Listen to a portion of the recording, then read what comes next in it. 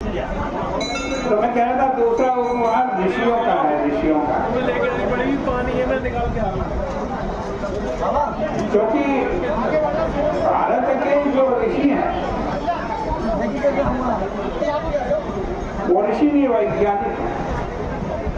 उन्होंने ऐसी ऐसी खोज की कि आज के वैज्ञानिक बड़े बड़े यंत्रों से वो देखते हैं सूरज कितनी दूर है, चंद्रमा कितनी दूर है, ग्रह नक्षत्र की गति क्या है, विगति क्या है। हमारे ऋषियों ने केवल आत्मशक्ति से, तप के बल से वो सब जान लिया, और उन्होंने जो लिखा वो आज भी बिल्कुल प्रमाणित होता है।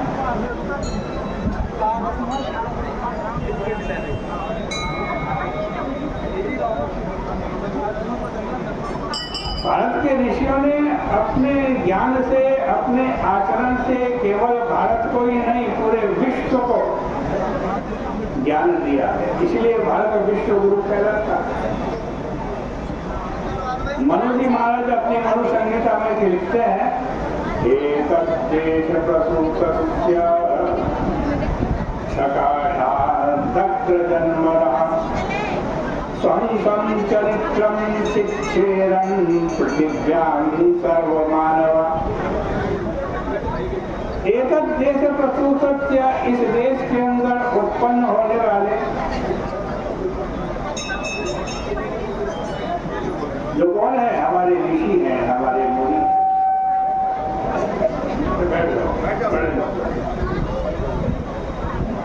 उन्होंने क्या किया, स्वं चरित्रम शिक्षेरन, ऐसा दिव्य चरित्र था उनका, अपने चरित्रों से शिक्षा दी। किसको?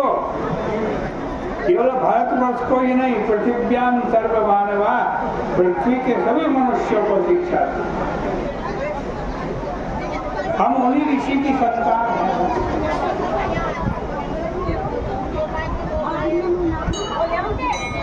हम जब गोत्र बोलते हैं तो पीछे से किसी न किसी ऋषि का, मुनि का, संत का नाम आता है।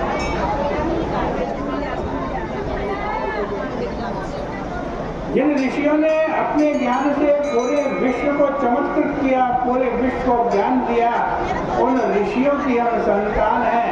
तो दूसरा उपकार जिसका इतना दिव्य ज्ञान हमें प्राप्त हुआ है, तो दूसरा उपकार ऋषियों का।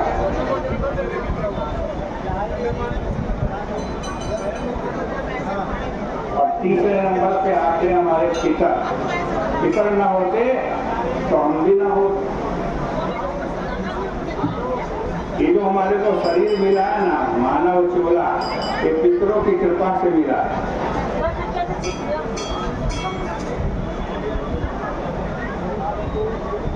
पितरों की कृपा से यह मुक्ति साधक परम दुर्लभ मानव देह आपको मिला है भाई। और सभी शरीरों के अंदर मनुष्य शरीर की सबसे अधिक महिमा।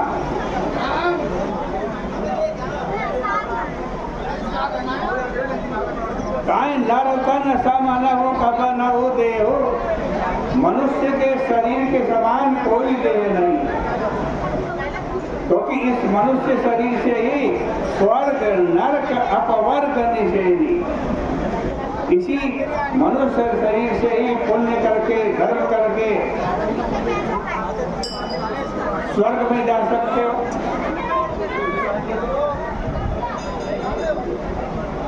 नरक में यहाँ कपड़े क्यों बदलवा रहे हो? तुम क्या कर रहे हो? कथा हो रही है, आप कभी सत्संग में नहीं बैठे?